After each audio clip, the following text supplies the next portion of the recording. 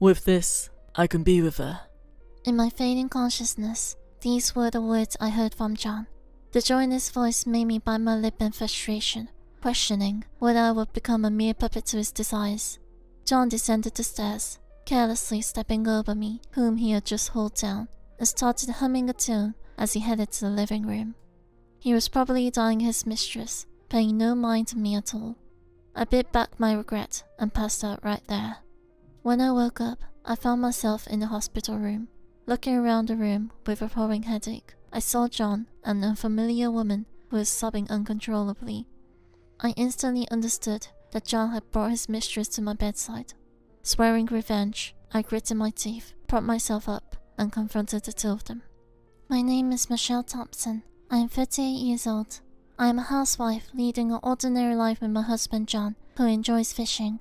I first started to feel strange unease about our perfectly ordinary life about 6 months ago. John, who is usually indifferent to my calls or messages, started to become inseparable from his phone. I suspected something was off about John's behavior, but otherwise, everything seemed perfectly normal. Even when I subtly probed, he would shyly reply that he had become hooked on the fishing game app.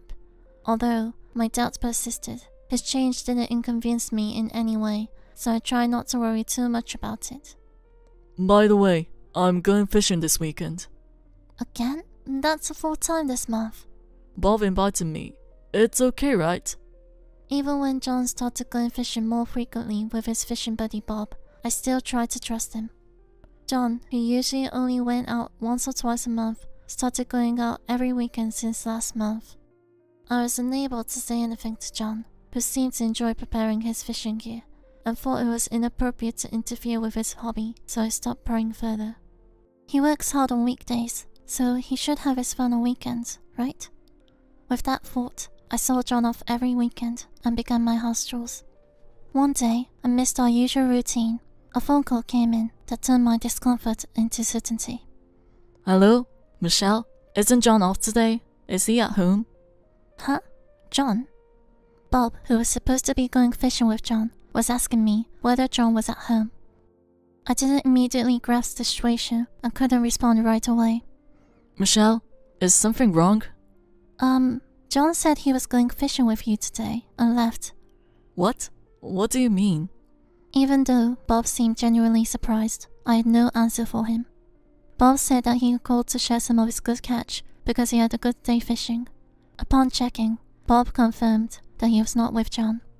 John had not made any plans to go fishing with Bob. In fact, Bob had invited John many times recently, but John had often turned him down. I thought it was usual for him not to answer his phone, but why is he lying? I'll call him from my side too. Remembering John's lie, I was reminded of the unease I had been trying to ignore. It was impossible for him not to notice Bob's call when he was always holding his phone. I decided to call John and ended the call with Bob. With a prayerful heart, I dialed John's number. Surprisingly, John picked up the call right away. Hello? Oh, John, what are you doing right now? What do you mean, what? I told you yesterday that I'm going fishing with Bob. John responded in a matter-of-fact tone. If I hadn't just spoken to Bob, I would have been easily deceived.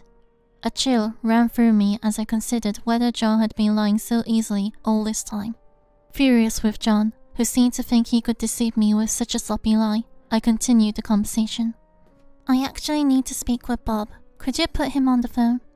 Nah, can't do that right now. Bob's got a big one on his fishing line. John responded with a laugh, as if Bob was actually there. Even more, he kept on with his one-man show, cheering on the absent Bob with phrases like, Go Bob, and this is a big one. I could only sign exasperation at the sound of John's ridiculous voice. Well then, can you pass on a message to Bob? Yeah, sure. What should I tell him? Bob just called asking if you were at home. I told him you're with him, apparently. Huh? John, who had been talking non-stop, suddenly fell silent at my words. No, this is a mistake, he stuttered, and then abruptly hung up. Staring at the end call screen, I was certain that John was cheating. I was surprisingly calm as I wondered what John would say when he came home. After sending a message to Bob explaining the situation, I waited for John's return. John, who came home much earlier than usual, just apologize to me without any explanation. I decided not to pursue the matter further if he told me everything honestly. But all John did was apologize for lying and insisted he went fishing alone. I'm really sorry. Please forgive me. Just tell me everything honestly. We'll talk after that. Like I said, I went fishing alone. This is the truth. No matter how much I accused him of cheating, John stubbornly kept denying it. John insisted that if he said he went alone, he would be suspected of cheating. Even when I argued that lying was much more suspicious, all John did was apologize for being faultless. I was alone, so there's no witness. It's inevitable that I'll be suspected. So, just tell me everything truthfully. Everything I've said is the truth. Trust me.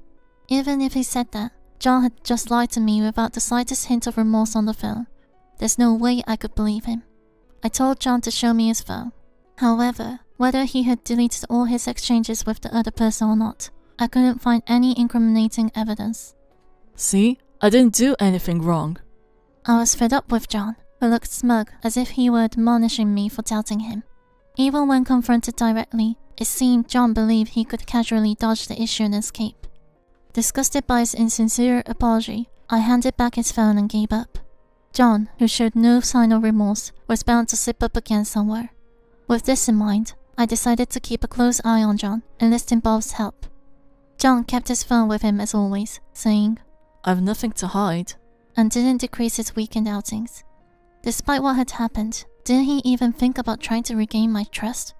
On the contrary, John seemed to be more confident than ever. Just when I was going cold towards John, he suggested we go out for dinner on my birthday. What on earth is going on?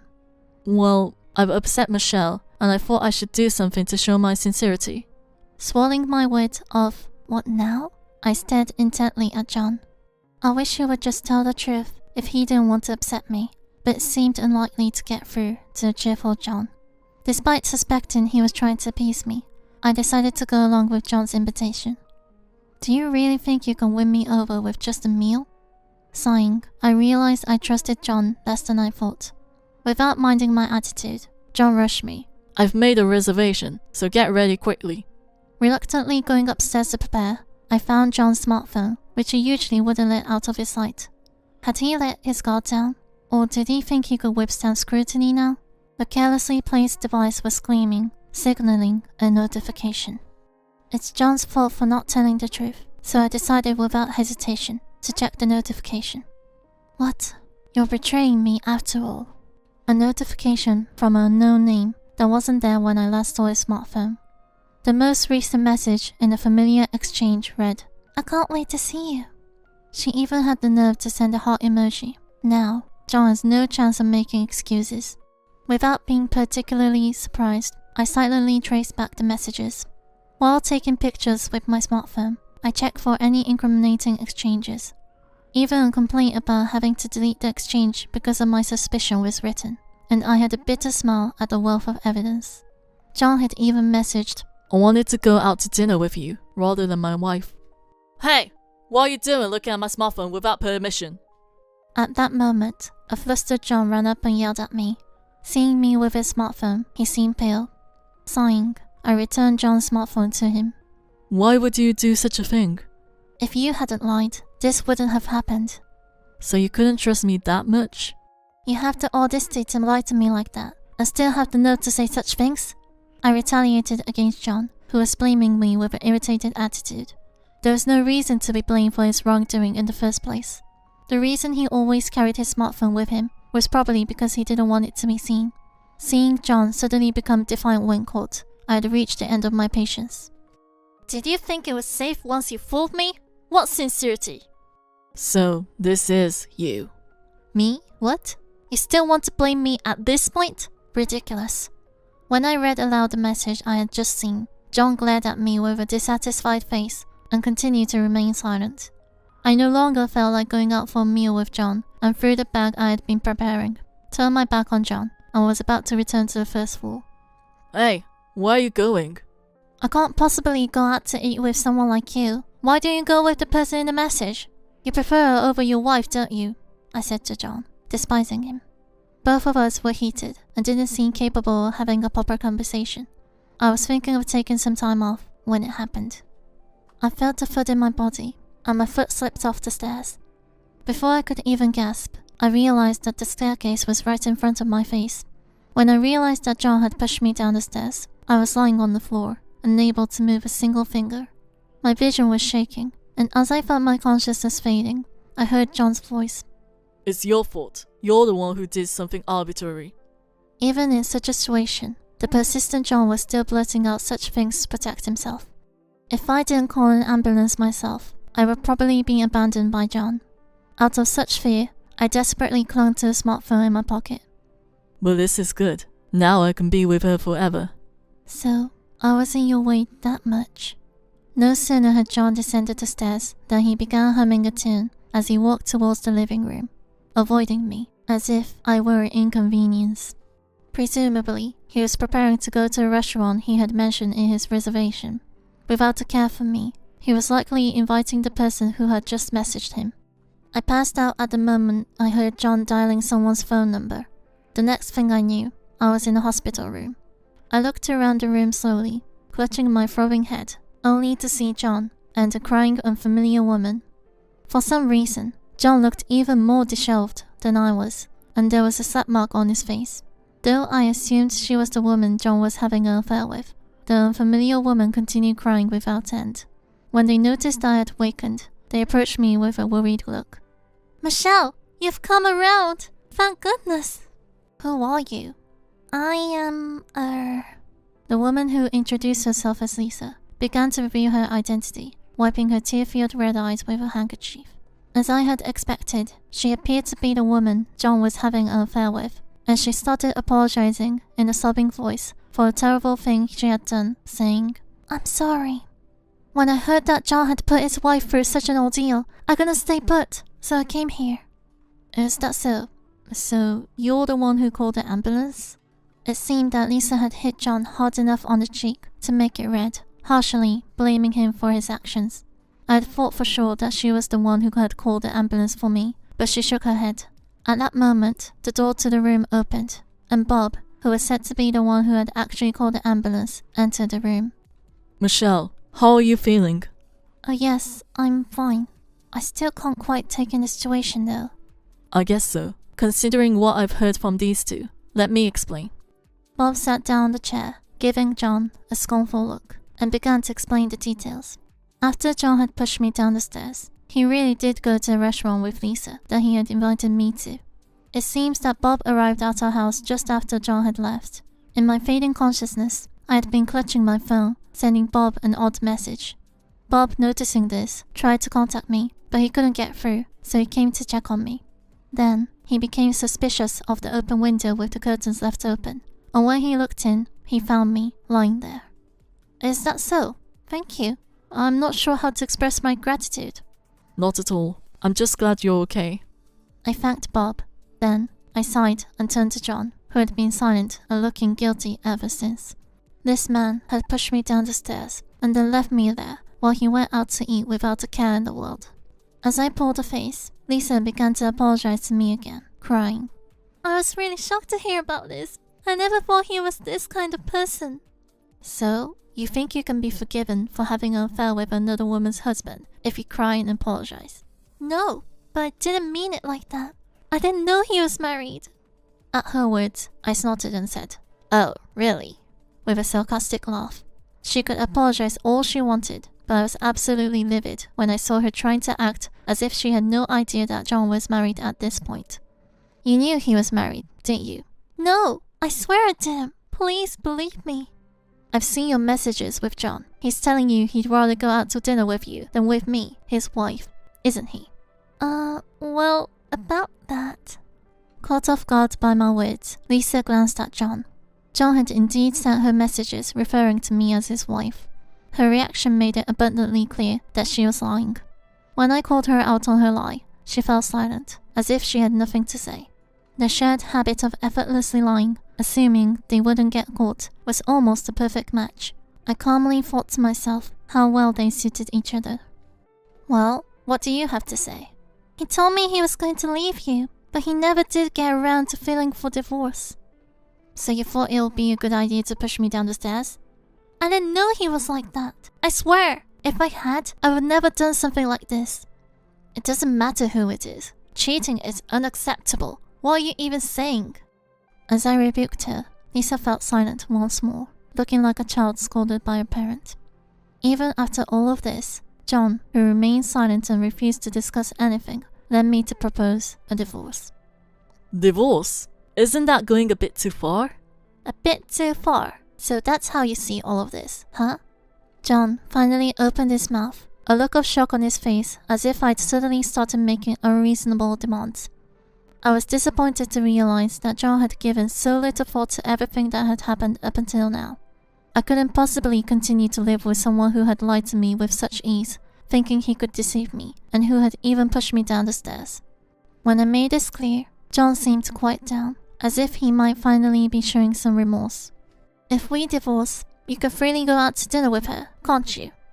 I can't defend you, John. I hope you take this as a chance to reflect on your behavior. Even Bob, chided John, who simply nodded in agreement, his shoulders sagging as he murmured, Alright. He was just pretending to be obedient, a trick I've seen him pull countless times before. That's why I decided to press on, putting them on the spot. When you first got caught lying, you promised to make amends, yet you kept betraying me with Lisa. I'm sorry, I truly am. If a divorce will make Michelle feel better, then let's do it. Do you think it's just going to end there? We're definitely splitting the property as well. When I mentioned about splitting the property, both of them clearly showed their disturbance. They probably thought they could divorce amicably and be together, but that wasn't going to happen. They both pleaded for a chance to discuss things, hoping to appease me, but I knew they were both capable of lying and deceit, and John even had a history of pushing me down the stairs. I couldn't possibly believe them anymore. If you'd confessed when I asked you to tell me the truth, things might have turned out differently, don't you think? Even if I'd been honest, you would have blamed me anyway, right? Of course I would have. Do you still not realize what you've done? You cheated on Michelle, and both of you lied about it. People lie. It's just a part of life. You can't justify lying to protect yourself at the expense of hurting someone you care about. Don't lump me in with you. Even after John accepted the divorce, this back and forth continued, ultimately involving even his parents. The sight of John's parents-in-law persistently apologizing on behalf of John, who should be a mature adult by now, still makes my heart ache whenever I recall it. Even as we were on the brink of divorce, it was Bob's words that silenced the ever-complaining John. John, I beg you, as a friend, don't let me down anymore. Even you're saying that to me now. I hope the day will come when you understand what you've done. Realizing these words marked Bob's decision to cut ties with him, John was left speechless, his eyes wide in shock. Later on, it seems John remarried Lisa, and they sent a postcard to our house, seemingly to spite me. The message attached was filled with resentment towards me, stating that their life has been made difficult due to the property division settlement I demanded from him. But there's no reason for me to be resented. If he wants to resent something, he should resent his own actions. Disgusted by his childish message that only focused on himself, I threw the postcard into a trash bin. Just as I was thinking about this, John suddenly showed up at my house. From the commotion at the front door, it seems Lisa has been aggressive towards him, and they are not getting along. Michelle, because of the property division settlement I paid you, Lisa is always blaming me. The property division is something you're responsible for due to your actions, not because I made an unreasonable demand. Have you ever thought about how I feel, being stripped of such a large amount of money? Lisa blames me for being poor, and even says I might push her down the stairs at every opportunity. Trying to gain sympathy for his pitiful self and blaming me, John loudly expressed his grievances. But none of what he said could possibly resonate with me. Instead, hearing such things from a person who never considered my feelings, I could only give a bitter smile. Everything he said was his own doing, and I opened the door in disbelief, next to my new lover standing side by side. Bob, why are you with Michelle? If I leave Michelle alone, bad bugs will come. Even after the divorce, Bob has been dedicatedly checking up on me. Attracted by his kindness, I decided to start dating him. Seeing Bob, who was angrier than me about John's behavior, John had no choice but to back down and quietly left. He really doesn't learn, does he? He should reflect on making his parents apologize, at least. Seeing John, who showed no signs of remorse, Bob and I watched him leave, with a look of disbelief on our faces. They say people become stubborn as they age, but I don't want to become like that. Well, no matter when he comes, I'll protect you, Michelle. Thank you, but if you just don't lie to me, that's enough for me. Even though I knew I wasn't at fault, I had been severely depressed because of John, but Bob patiently waited for me. In order to repay his feelings, I decided to look forward again and move on.